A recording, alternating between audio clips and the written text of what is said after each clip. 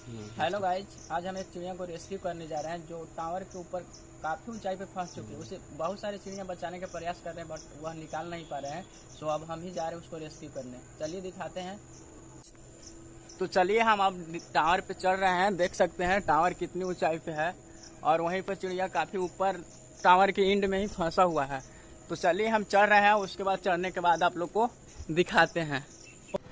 Hello guys, देख सकते हैं यही चिड़िया है जो काफी टावर के ऊपर, देख सकते हैं कितनी ऊपर फंस चुकी है। और यह चिड़िया है फ्रेंड जिस धागे में फंस चुकी है, जिसे हम रेस्क्यू करने के लिए टावर के देखिए कितनी ऊंचाई पे आए हैं। आप देख सकते हैं फ्रेंड।